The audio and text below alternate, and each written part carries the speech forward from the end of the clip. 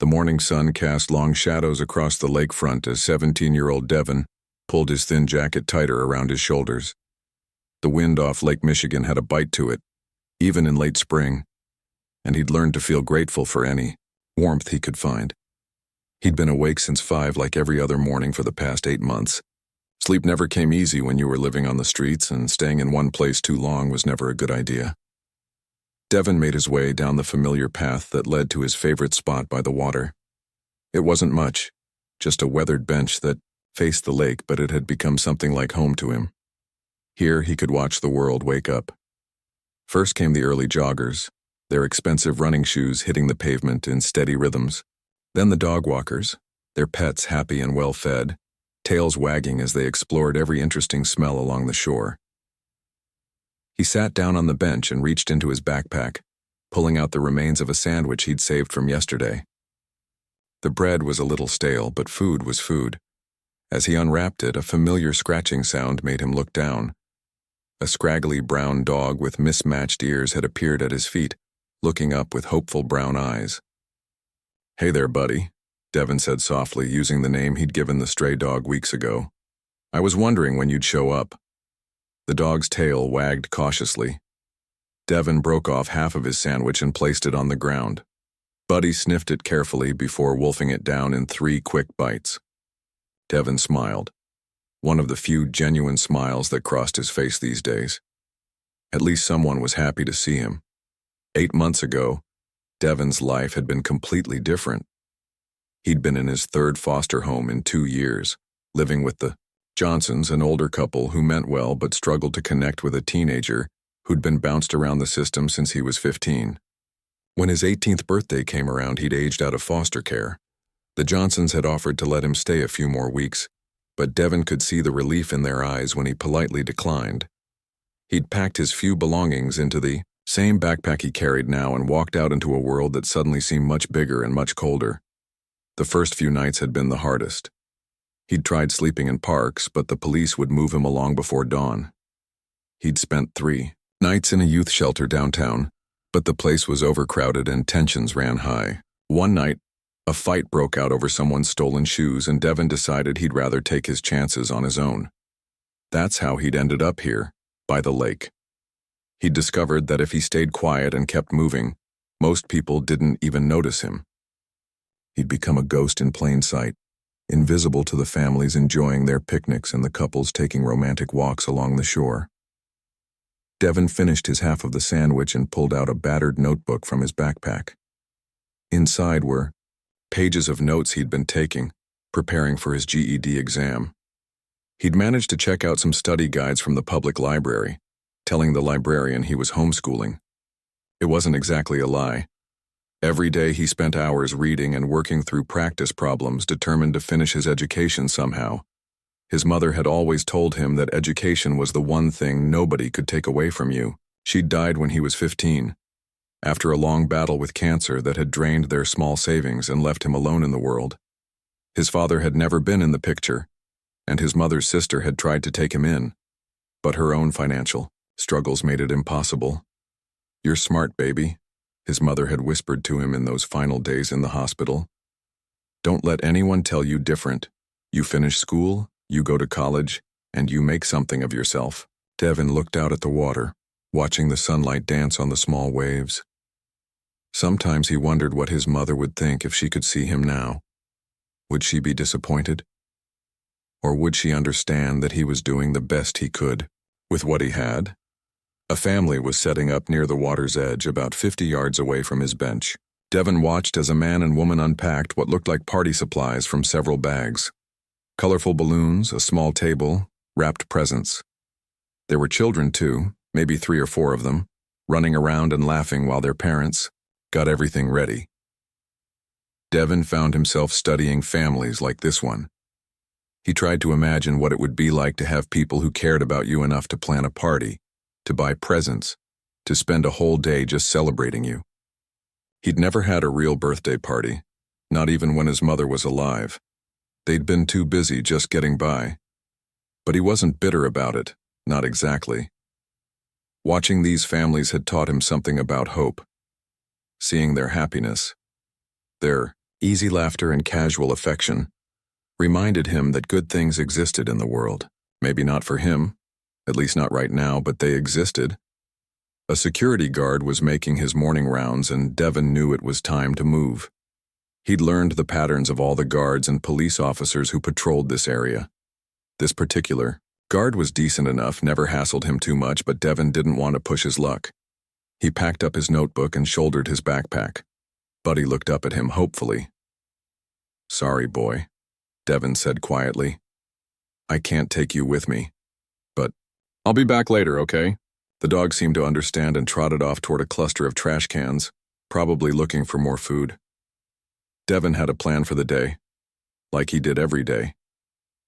First, he'd walk to the library when it opened and spend a few hours studying. Then, he'd look for odd jobs around the nearby neighborhoods. Sometimes people needed help moving things or cleaning up their yards. A few dollars here and there was enough to buy food and maybe save a little toward the GED testing fee. He'd also learned which restaurants threw away food that was still good, and which employees might slip him a sandwich or a cup of coffee when their managers weren't looking. It wasn't begging exactly. He never asked directly. But kindness had a way of finding him sometimes, in small doses. As he walked away from the bench, Devin glanced back at the family by the water. The children were getting more excited about whatever they were celebrating. One little boy in particular seemed to be the center of attention, probably the birthday child. He was running around with endless energy while his parents tried to keep him from getting too close to the water. Devin smiled a little and continued on his way. In a few hours after his library time and job hunting, he'd come back to this spot. The family would probably be gone by then, but the bench would still be here, and so would the view of the lake. For now, that was enough. He didn't know that. In just a few hours, everything in his life was about to change forever. The afternoon brought warmer air and clearer skies as Devin made his way back to his usual spot by the lake. He'd spent 3 hours at the library working through math problems and had managed to earn $15 helping an elderly woman carry groceries to her car. It wasn't much, but it was enough for dinner, and maybe breakfast tomorrow. As he approached his bench, he noticed the family from earlier was still there. They'd transformed the small area near the water into what looked like a proper birthday party. Bright yellow and blue balloons danced in the breeze, tied to a folding table covered with a checkered tablecloth. Wrapped presents sat in a neat pile, and the smell of grilled hot dogs drifted through the air. Devin settled onto his bench, trying to stay invisible while quietly observing the celebration. The family seemed happy in a way that made his chest ache a little. A man in his 30s was manning a small portable grill wearing an apron that read, "World's Best Dad." A woman with kind eyes was organizing plates and napkins while keeping watch over the children. There were 4 kids total, ranging from what looked like 5 years old to maybe 10. The birthday boy was easy to spot. He wore a bright red shirt with a big number 8 on it and had a crown made of construction paper sitting crooked on his head. His smile was so wide it seemed to take up half his face. "Tommy, stay away from the water," the mother called out as the birthday boy chased a balloon that had gotten loose from the table. "You know you're not allowed near the edge without holding someone's hand." The little boy, Tommy, stopped and rolled his eyes in that way kids do when they think their parents worry too much. "I'm not gonna fall in, Mom. I'm 8 now. I'm practically grown up." His older sister, maybe 10 years old, laughed. "8 isn't grown up, dummy. I'm 10 and I'm not even grown up yet." "Don't call your brother dummy," their father said, but he was smiling as he flipped hot dogs on the grill. "And both of you need to listen to your mother about the water. The lake is deeper than it looks, and the current can be tricky." Devin found himself drawn into their conversation despite trying to mind his own business. There was something warm about the way they talked to each other, even when they were being told what to do. In his foster homes, conversations had often felt stiff and careful, like everyone was walking on eggshells. The youngest child, a little girl who couldn't have been more than 5, was sitting on a blanket playing with dolls. She looked up at her brother and announced, "When I turn 8, I want a party with ponies." "We'll see about that," their mother said, ruffling the little girl's hair. "For now, let's focus on Tommy's party." An older boy, probably around 12, was tossing a football back and forth with Tommy. "Come on, birthday boy," he said. Let's see if you can catch this one. He threw the ball in a gentle arc toward Tommy, but a gust of wind caught it and sent it sailing toward the water. Tommy ran after, his paper crown flying off his head as he picked up speed. "I got it," he yelled, reaching for the ball as it bounced once near the water's edge. Devin sat up straighter, something in his gut telling him to pay attention. The ground near the shoreline looked wet and muddy from yesterday's rain. Tommy's sneakers weren't exactly built for traction. "Tommy, careful," his mother called out, but she was busy helping the little girl who had scraped her knee on the gravel. The birthday boy grabbed the football and turned to throw it back to his brother, a triumphant grin on his face.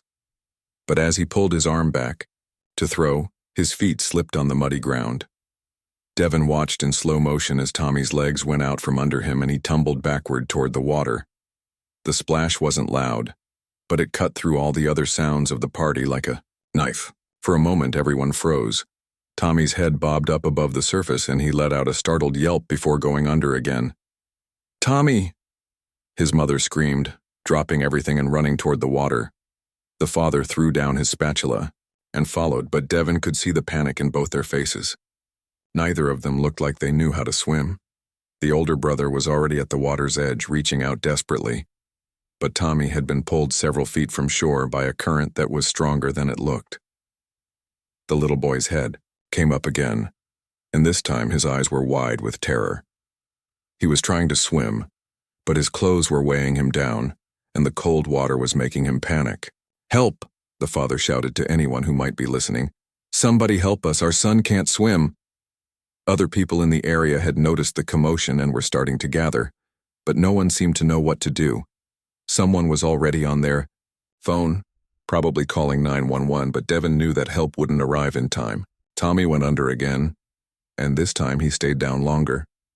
Devin was on his feet before he even realized he'd made the decision. His backpack hit the ground as he kicked off his worn sneakers and pulled his jacket over his head. The family was too focused on their crisis to notice him, but a few bystanders turned to stare as this skinny kid they'd barely noticed suddenly started stripping down to his t-shirt and jeans. "Kid, what are you doing?" an older man asked. "It's too dangerous, wait for the professionals." But Devin was already moving. Tommy's head had come up once more, much farther from shore now, and the boy was clearly struggling to keep his face above water. His movements were getting weaker. The water was shockingly cold as Devin dove in. Lake Michigan in spring was nobody's friend, and the icy temperature hit him like a physical blow, but he'd learned to swim in public pools during his time in foster care, and muscle memory took over even as his body protested the cold. He could hear Tommy's family screaming behind him, but their voices seemed to come from very far away. His focus was on the small head bobbing in the water ahead of him. The current was working against him, trying to pull him sideways, but Devin was stronger than he looked. Months of walking everywhere and surviving on the streets had made him lean and tough. Tommy went under again just as Devin reached the spot where he'd last seen him. Without hesitating, Devin took a deep breath and dove down into the murky water. The lake was deeper here than he'd expected, and visibility was almost zero. He swept his arms back and forth, searching desperately for any sign of the little boy. His lungs were starting to burn when his hand finally brushed against something solid. Tommy's shirt. Devin grabbed hold and kicked hard toward the surface, pulling the unconscious boy with him. When they broke through, Tommy wasn't breathing. The swim back to shore felt like it took forever. Tommy was a dead weight in his arms, and Devin's own strength was starting to fade. The cold was making his muscles cramp, and every stroke was a battle. But the boy's family was waiting on the shore, and Devin wasn't going to let them down.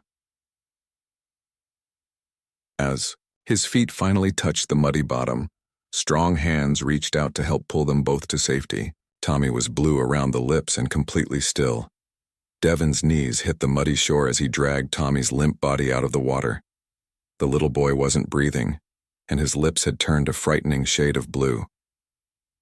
Devin's own body was shaking violently from the cold, but he pushed that aside. Right now, nothing mattered except getting Tommy breathing again. Oh God, Tommy's mother was sobbing as she dropped to her knees beside them. "Is he breathing? Please tell me, he's breathing." "Move back, please," Devin said, his voice steadier than he felt. "Give me some room." He'd learned CPR 3 years ago during a brief stay with a foster family where the mother worked as a nurse. She'd insisted all the kids in her care learn basic first aid. At the time, Devin had thought it was just another thing adults made. You do. Now he was grateful for every minute of that training. Devin tilted Tommy's head back slightly and checked his airway. Water needed to come out first. He turned the boy onto his side and pressed firmly on his back. A small amount of lake water spilled from Tommy's mouth, but he still wasn't breathing. "What's he doing?" Tommy's father asked, his voice tight with panic. "Should we call an ambulance?" Someone already did. A woman from the crowd called out. "They're on their way." But Devin knew they couldn't wait. Every second counted. He rolled Tommy onto his back again and placed the heel of his hand on the center of the boy's chest. He'd practiced this on mannequins, but a real person felt completely different. Tommy seemed so small and fragile. "Come on, buddy," Devin whispered, as he started chest compressions. "You've got a birthday party to get back to." He pressed down hard and fast, counting under his breath. 30 compressions, then 2 rescue breaths. The rhythm felt awkward at first, but muscle memory began to take over. Around him, Tommy's family watched in terrified silence while other people in the park had gathered to see what was happening. After the first round of compressions and breaths, nothing happened. Tommy remained still and blue. Devin tried again, pressing harder this time, ignoring the way Tommy's mother was crying or how his father was pacing back and forth, running his hands through his hair. "Is it working?" Tommy's older brother asked quietly. "Why isn't he waking up?" Devin didn't answer. He couldn't afford to think about failure right now. He focused on the compressions, on getting Tommy's heart pumping again. 30 more then. 2 more breaths. The little boy's chest rose and fell with Devin's efforts, but there was no sign of life. "Please," Tommy's mother whispered. "Please don't let him die. He's only 8 years old." Devin started a 3rd round of CPR. His own arms were getting tired and water from his soaked clothes was dripping onto Tommy's still form. The crowd around them had grown larger, but Devin blocked out everything except the boy in front of him. Halfway through the 3rd set of compressions, Tommy suddenly coughed. It was a wet, harsh sound that was the most beautiful thing Devin had ever heard. The little boy turned his head to the side and started throwing up lake water, his whole body convulsing with the effort. "Tommy!" his mother screamed, reaching for him. But Devin held up a hand. "Wait," he said. "Let him get it all out." Tommy continued coughing and spitting up water for what felt like forever. His color was slowly improving, going from blue to pale to almost normal. Finally, his eyes fluttered open, confused and scared. "Mommy?" he whispered, his voice barely audible. "I'm here, baby," his mother said, tears streaming down her face. "Mommy's right here." Tommy tried to sit up, but Devin gently held him down. "Take it easy, buddy. You've been through a lot. Just lie still." For a minute, the sound of sirens was getting closer. Someone in the crowd must have given good directions because the paramedics would be here soon. Devin started to back away, his job done, but Tommy's father grabbed his arm. "Wait," the man said. You saved my son's life." Devin looked down at himself. He was soaked to the bone, shivering uncontrollably and covered in mud from the lake bottom. His jeans were ripped at the knee from hitting the rocky shore, and he probably looked like exactly what he was, a homeless kid who hadn't had a proper shower in days. "Anyone would have done the same thing," Devin said quietly. "No," Tommy's mother said firmly, still kneeling beside her son. "Not everyone can swim. Not everyone knows CPR. And not everyone would have jumped in without thinking about their own safety." The paramedics arrived then, 2 men in uniform who took over Tommy's care with professional efficiency. They checked his vital signs, wrapped him in warm blankets, and started asking questions about what had happened. Tommy was conscious and talking, which they said was a very good sign. The boy who pulled him out performed CPR, Tommy's father told the paramedics, pointing to Devin. He got him breathing again. One of the paramedics looked Devin up and down, taking in his wet clothes and obvious exhaustion. "Son, you look like you're hypothermic. You need to get warm and dry right away." "I'm fine," Devin said, but his teeth were chattering so hard he could barely get the words out. "No, you're not fine," Tommy's mother said. She stood up and looked around at the crowd that had gathered. "Does anyone have a blanket, a jacket, anything warm?" Several people stepped forward offering help. Someone wrapped a jacket around Devin's shoulders while another person handed him a thermos of hot coffee. The kindness was overwhelming, and Devin found himself fighting back tears that had nothing to do with the cold. "We're going to take the boy to Children's Hospital for observation," one of the paramedics announced as they loaded Tommy onto a stretcher. "Near-drowning cases need to be monitored for secondary complications." "Can we ride with him?" Tommy's father asked. "One parent can come in the ambulance, the rest of you can follow in your car." As they prepared to leave, Tommy called out weakly from the stretcher, "Wait, where's the boy who saved me?" Devin stepped forward, still wrapped in the borrowed jacket. "I'm right here, Tommy." "Thank you," the little boy said, his voice small but clear. "You're a hero." Devin didn't feel like a hero. He felt cold and tired and overwhelmed by everything that had just happened.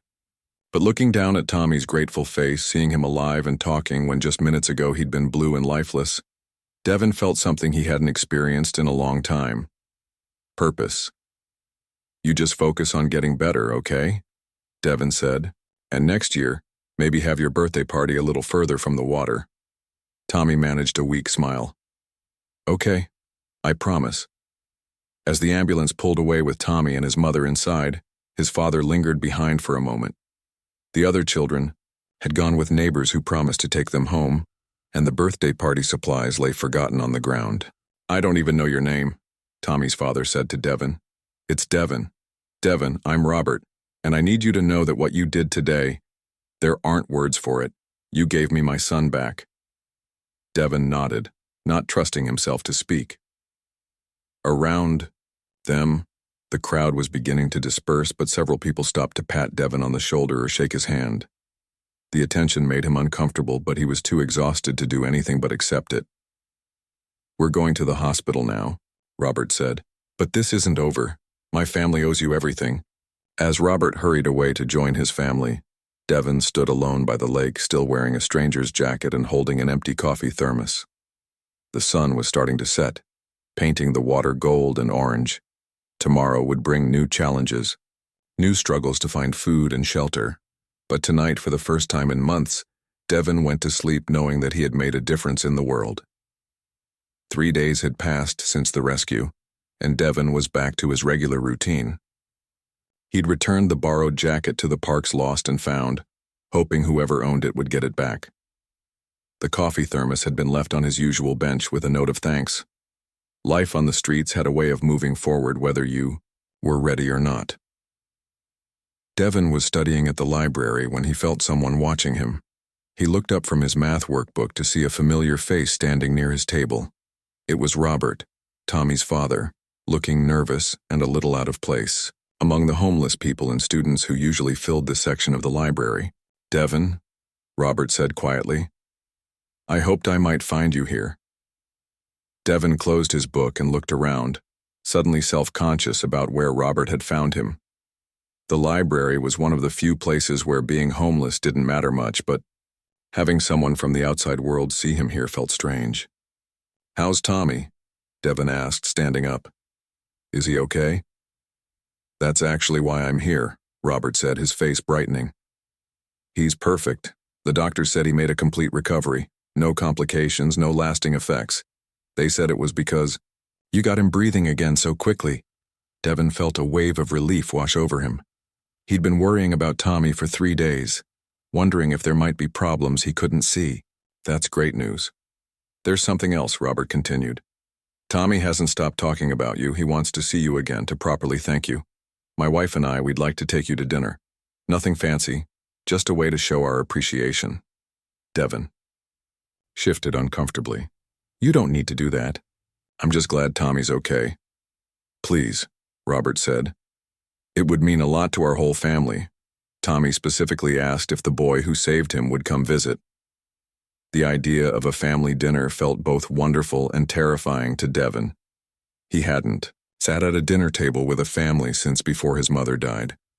But the memory of Tommy's scared face in the water made the decision for him. Okay, Devon said. If it's really what Tommy wants. Robert's smile was genuine and warm. How about tonight? I can pick you up wherever you'd like. Devon hesitated. He couldn't exactly give Robert the address of a park bench. I can meet you somewhere. Just tell me where and when. That evening, Devon stood outside a small restaurant downtown, wearing the cleanest clothes he owned and feeling completely out of place. He'd used the library bathroom to wash up as best he could, but he still felt like everyone could tell he didn't belong there. Robert arrived with his whole family in tow. Tommy ran up to Devon the moment he saw him, wrapping his arms around Devon's waist in an enthusiastic hug. You came, Tommy said, looking up with a huge grin. Mom said you might be too busy, but I knew you'd come. I promised I would, Devon said, returning the hug awkwardly. It had been so long since anyone had hugged him that he had almost forgotten how it felt. Tommy's mother, Lisa, approached more carefully. She looked like she'd been crying recently, but her smile was genuine. Devon, I can't begin to tell you what you mean to our family. You already did, Devon said. At the lake, that was enough. No, it wasn't, Lisa said firmly. A thank you could never be enough for what you did. The restaurant was busy and loud, filled with families enjoying their Friday night dinners. Devon felt conspicuous at first, certain that everyone was staring at the homeless kid who didn't belong. But Tommy stayed close to him, chattering excitedly about everything that had happened since the rescue. The doctors said I was really brave, Tommy announced as they waited for their food. But I told them you were the brave one. I was just scared. Being scared doesn't mean you weren't brave, Devon said. Brave people get scared too. They just don't let it stop them from doing what's right. Tommy thought about this seriously. Were you scared when you jumped in the water? Devon considered lying, but something about Tommy's earnest face made him want to be honest. Yeah, I was scared. The water was really cold, and I wasn't sure I could swim fast enough to reach you. But you did it anyway, Tommy said. But I did it anyway, Devon agreed. During dinner, Devon learned more about Tommy's family. Robert worked for an insurance company, and Lisa was a nurse at the children's hospital where Tommy had been taken. They had 3 kids total: Tommy, his older brother Jake, and his little sister Amy. They lived in a suburb about 20 minutes away, in a house with a backyard and a dog named Buster. It was the kind of life Devon had dreamed about when he was younger, before he'd learned that dreams like that weren't meant for kids like him. What about you? Lisa asked gently. Tell us about yourself. Devon hesitated. How do you explain homelessness to people who had never experienced it? How do you talk about foster care and aging out of the system without making them uncomfortable? I'm working on getting my GED, he said finally. I want to go to college someday. That's wonderful, Robert said. What do you want to study? Social work, maybe. I'd like to help kids who are in tough situations. Lisa and Robert exchanged a look that Devon couldn't quite read. There was something in their expressions that made him think they understood more than they were letting on. Where are you staying? Lisa asked carefully. Are you living with family? This was the question Devon had been dreading. He could lie, make up some story about staying with relatives or renting a room somewhere. But looking at their faces, seeing the genuine concern in their eyes, he found himself telling the truth. I'm kind of between places right now, he said quietly. I aged out of foster care a few months ago. The silence that followed wasn't the uncomfortable kind Devon had expected. It was the thoughtful kind, like they were processing what he'd told them and figuring out how to respond. Foster care, Robert said slowly. That must have been difficult. It was okay, Devon said, which wasn't really true but seemed like the right thing to say. Some homes were better than others. Tommy, who had been listening to the adult conversation with the intensity that only 8-year-olds could manage, suddenly spoke up. Does that mean you don't have a family? Tommy, Lisa said gently. That's a very personal question. It's okay, Devon said. He looked at Tommy, seeing genuine curiosity rather than pity in the boy's eyes. My mom died when I was 15. I don't have any other family. That's really sad, Tommy said matter-of-factly. But you saved my life, so now you're kind of like family to us. The simplicity of Tommy's logic hit Devin harder than any elaborate thank you speech could have. This 8-year-old boy who had almost died 3 days ago was offering him something Devin hadn't even realized he'd been missing. Tommy's right, Lisa said, her voice thick with emotion. You risked your life for our son. That makes you family. Robert nodded in agreement. We've been talking about this since the rescue. You can't just go back to living on the streets after what you did for us. I get by okay, Devin said, but even as he said it, he knew it sounded weak. Getting by isn't enough, Robert said firm. Toisier, not for someone like you. You've got too much potential to waste it trying to survive day by day. As they finished dinner, Devin felt something shifting inside him. For months, he'd been focused purely on survival, on making it through each day without thinking too far ahead. But sitting here with Tommy's family, seeing their genuine care and concern, he began to imagine that maybe there could be more. Maybe, for the first time since his mother died, he didn't have to face the world completely alone. 1 year later, Devin stood in front of his bedroom mirror adjusting his cap and gown. The reflection looking back at him was almost unrecognizable from the homeless teenager who had lived by the lake. His face had filled out, his clothes fit properly, and most importantly, his eyes held something they hadn't for years: hope. Today was his high school graduation. Not just a GED, but an actual diploma from the local high school where he'd completed his senior year. It still felt like a dream sometimes, everything that had happened since that day he pulled Tommy from the water. Devin, are you ready? Lisa called from downstairs. We need to leave in 10 minutes. Almost, he called back, taking one last look at himself. The cap felt strange on his head, but in a good way. He'd never imagined he'd wear one of these. The past year had been the biggest adjustment of his life. After that dinner at the restaurant, Robert and Lisa had insisted he come stay with them, just for a few days while they figured out a longer-term solution. Those few days had stretched into a week, then a month, and eventually they'd started the paperwork to become his legal guardians. It hadn't been easy at first. Devin had been so used to taking care of himself that accepting help felt strange and uncomfortable. He'd kept his backpack packed for weeks, certain that something would go wrong and he'd have to leave. But slowly, the family had worn down his defenses with their quiet kindness and unwavering support. Tommy had been the key to it all. The 8-year-old had simply decided that Devin was his big brother now, and that was that. He'd drag Devin into video games, ask for help with homework, and chatter endlessly about his day at school. It was Tommy who had convinced Devin that this wasn't charity, it was family. Devin, Amy, Tommy's little sister, burst into his room without knocking. Mom says we're going to be late for your graduation if you don't hurry up. I'm coming, Devin said, grinning at the 6-year-old who had appointed herself his personal assistant. How do I look? Like a graduate, Amy said seriously, then broke into a smile. Mom's been crying all morning. She says it's happy crying, but it looks the same as sad crying to me. Devin laughed and followed Amy downstairs. The whole family was waiting in the living room, dressed in their best clothes. Robert was adjusting his tie while Jake, now 13, was complaining about having to wear dress shoes. Lisa was indeed crying, dabbing at her eyes with a tissue. There's our graduate, Robert said proudly, clapping Devin on the shoulder. How does it feel? Surreal, Devin admitted. A year ago I was studying for my GED in the library. Now I'm graduating with a real class. With honors, Lisa added, her voice thick with emotion. Don't forget that part. It was true. Devin's grades had been exceptional all year. Having a stable place to live, regular meals, and a quiet place to study had made all the difference. He'd thrown himself into his schoolwork with the intensity of someone who knew how precious the opportunity was. Are you nervous about your speech? Tommy asked. He'd grown several inches in the past year and had lost his front teeth, giving him a gap-toothed grin that never failed to make Devin smile. A little, Devin said.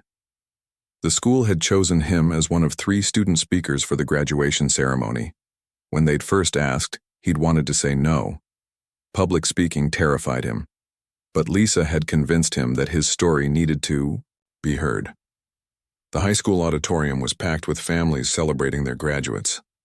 Devin spotted his family in the 3rd row, where Lisa had staked out seats early that morning. She was holding a sign that read, "Proud of our Devin," in bright blue letters that matched the school colors.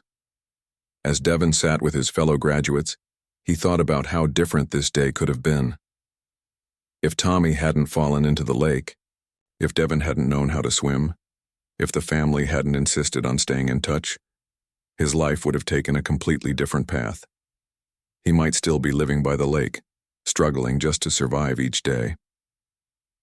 The principal called his name, and Devin walked to the podium on unsteady legs. Looking out at the crowd, he found his family's faces and felt his nerves settle. Tommy was bouncing in his seat with excitement, while Amy was waving enthusiastically despite Lisa's attempts to get her to sit still. "A year ago," Devin began, his voice stronger than he'd expected. "I was homeless. I slept on park benches and spent my days just trying to find enough food to survive. I thought my life was over before it had really begun." The auditorium was completely silent. Devin had worried that sharing his story so publicly might make people uncomfortable, but looking out at the audience, he saw nothing but attention and respect. Then something happened that changed everything. A little boy fell into Lake Michigan, and without thinking, I jumped in to save him. I didn't do it because I was brave or heroic. I did it because it was the right thing to do and someone needed help. Devin's eyes found Tommy in the crowd. The 9-year-old was listening with the same serious expression he wore when doing homework. What I didn't expect was that saving Tommy would end up saving me too. His family didn't just thank me and move on. They saw a kid who needed help and they decided to help. They opened their home and their hearts to a stranger, and they changed my life forever. There was movement in the audience as people wiped their eyes or reached for their loved ones' hands. Devin could see his story affecting them, making them think about their own capacity for kindness. I'm standing here today not just as a graduate, but as someone who learned that family isn't just about blood. It's about people who choose to love you and support you, even when they don't have to. It's about second chances and the power of human kindness. Devin paused, looking at Robert and Lisa, who were both crying openly now. "To my family," he continued, "thank you for showing me that I was worth saving too. And to everyone here tonight, remember that you never know when a simple act of kindness might change someone's entire life. Sometimes the person you help today might be the person who helps someone else tomorrow." The applause was thunderous. Devin made his way back to his seat, feeling lighter than he had in years. After the ceremony, as families gathered for photos and celebrations, Tommy ran up to him with his arms wide. "That was the best speech ever," Tommy declared, hugging Devin tightly. "I'm glad I fell in the lake." "Tommy," Lisa scolded, but she was laughing. "Don't say things like that." "But it's true," Tommy said seriously. "If I hadn't fallen in, Devin wouldn't be my brother now." Later that evening, after the graduation party had wound down and the extended family had gone home, Devin sat on the back porch with Robert and Lisa. They'd developed a tradition of evening talks out here, working through the challenges of blending their family and planning for the future. "So," Robert said, settling into his chair with a cup of coffee, "college orientation is next month. Are you excited?" Devin was starting at the local university in the fall, majoring in social work just like he'd always planned. The family had insisted on helping with tuition, despite Devin's protests that he could take out loans. "Excited and terrified," Devin admitted. "I keep thinking someone's going to realize I don't belong there." "You belong anywhere you want to be," Lisa said firmly. "You've earned this, Devin. Every opportunity, every success, you've worked for all of it." Tommy appeared in the doorway in his pajamas, his hair sticking up at odd angles. "Can't sleep," he announced, too excited about Devin graduating. "Come here, buddy," Devin said, making room on the porch swing. Tommy curled up next to him and they sat there in comfortable silence looking up at the stars. "Devin?" Tommy said quietly. "Yeah?" When I grow up, I want to save people too, just like you did. Devin smiled, remembering his mother's words about education being something no one could take away from you. Now he understood that the same was true about family, about love, and about the decision to help others. I think you'd be great at that, Devin said. But remember, there are lots of ways to save people. Sometimes it's jumping in a lake, but sometimes it's just opening your home to someone who needs it. Tommy nodded seriously, already half asleep against Devin's shoulder. In the distance, Devin could hear the gentle sound of waves lapping against the Lake Michigan shore, the same lake that had almost taken Tommy's life, and in doing so had given Devin his life back. Tomorrow would bring new challenges and new opportunities. College, career, and the chance to help other kids who were facing the same struggles. He'd overcome. But tonight, sitting here with his family under the stars, Devin felt something he'd never thought possible. He felt like he was home.